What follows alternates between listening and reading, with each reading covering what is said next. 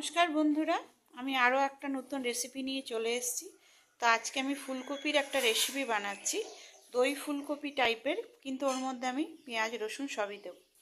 তো এখানে আমি প্রথমে ফুলকপিটা এইভাবে বড় বড় করে কেটে নিয়েছি, কেটে জল দিয়ে ধুয়ে জল ঝরিয়ে রেখেছি।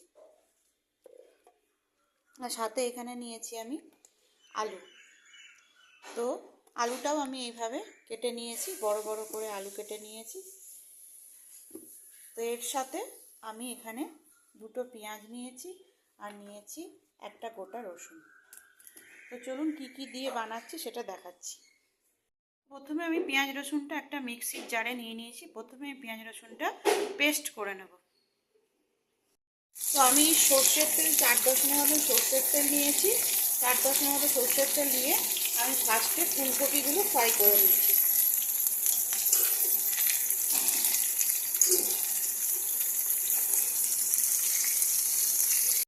ফুলকপিটা আমার মোটামুটি ভাজা হয়ে গেছে। এবারে এই ফুলকপিটা আমি একটা থালার মধ্যে তুলে নেব।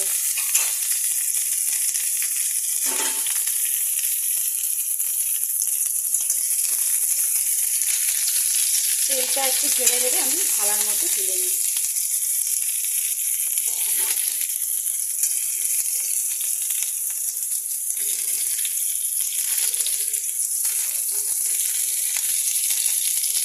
এভাবে সব ফুলকপিগুলো আমি তুলে রাখবো। আমি এর মধ্যে আরও 3 দশম সর্ষের তেল দিয়ে দিয়েছি। এবারে আমি এর মধ্যে দিয়ে দিচ্ছি একটু গোটা গরম মশলা, তেজপাতা দিয়ে দিলাম,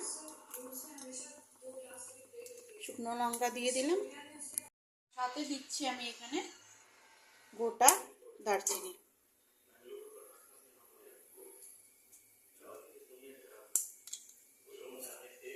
এবারে এটা একটুখানি নাড়াচাড়া করব।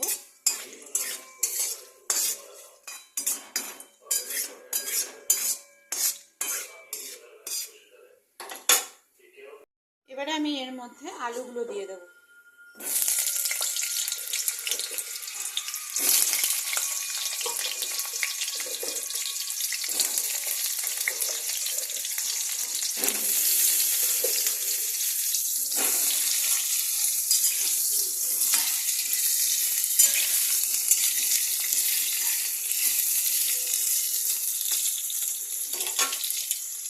আলুগুলো যতক্ষণ ভাজা হচ্ছে ততক্ষণ আমি এই ফুলকপিগুলো একটু ম্যারিনেট করে নেব।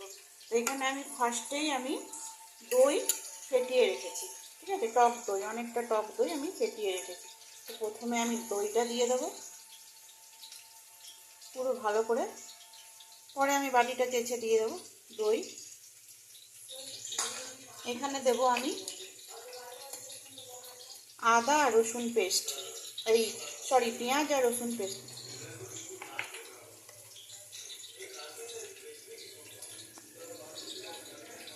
পেঁয়াজ আর রসুন পেস্ট, আচ্ছা।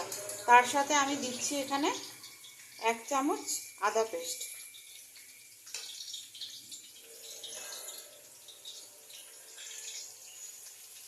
দিচ্ছি 1/2 চামচ কাঁচা লঙ্কা পেস্ট, এখানে দিচ্ছি আমি 2টো টমেটো,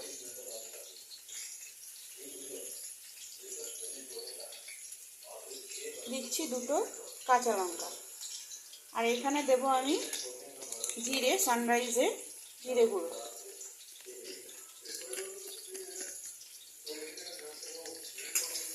দেব সানরাইজের আমি ধনে,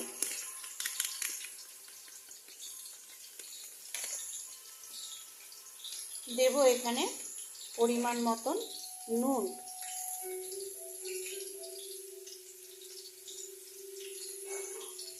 এবারে আমি এটা একটা চামচ দিয়ে ভালো করে ম্যারিনেট করব।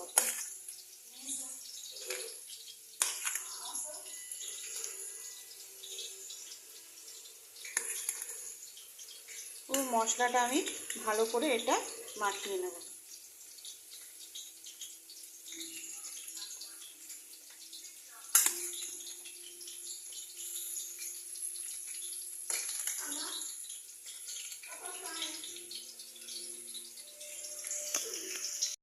এটা একবার ম্যারিনেট করেছি, এবারে আমি হাত দিয়ে ভালো করে করলাম, কারণ চামচ দিয়ে ভালো করে হয় না। হাত দিয়ে করার পরে আমি এটার মধ্যে দিচ্ছি কাশ্মীরি মির্চ, একটু কাশ্মীরি মির্চ দিলাম। আর এখানে দিচ্ছি আমি কাসুরি মেথি, এটা হাতে একটুখানি এইভাবে কাসুরি মেথিটা দিয়ে দেবো। এখানে দিচ্ছি আলু থেকে একটু সর্ষের তেল, একদম গরম সর্ষের তেল।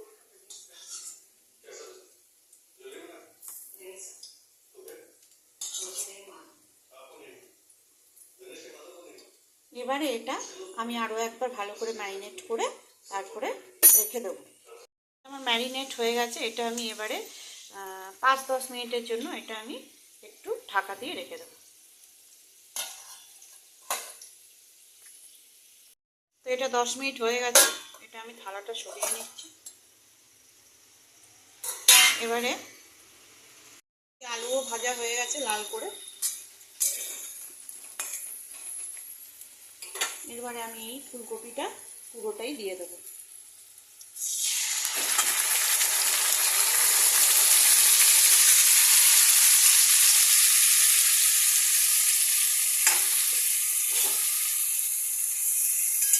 তারপরে এটা ভালো করে কষাবো।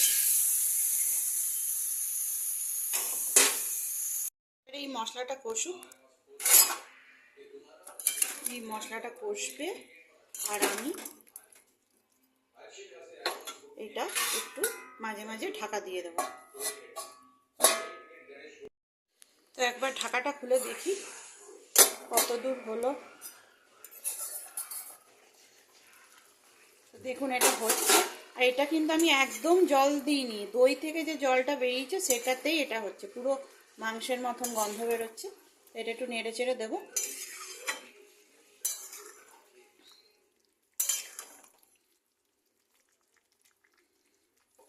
আরও 5 মিনিট ঢাকা দিয়ে রাখি।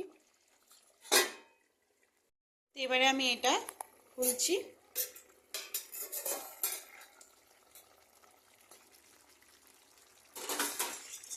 তো দেখুন কত জলও বেরিয়েছে আর তেলও বেরিয়েছে।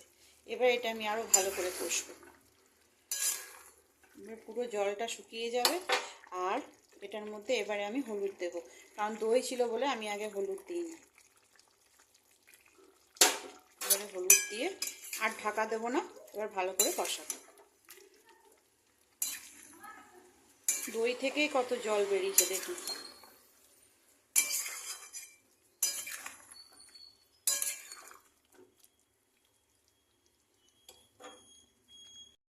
এটা হয়ে এসছে, এটাতে একটু জল পড়বে না, পুরো উপর থেকে আমি আরেকটু সর্ষের তেল দিয়েছি, এটাতে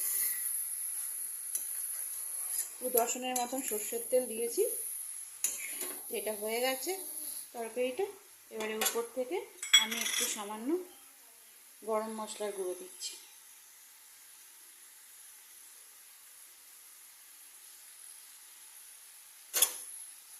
ব্যাস আমার রান্না রেডি। এবারে এটা আমি সার্ভ করব।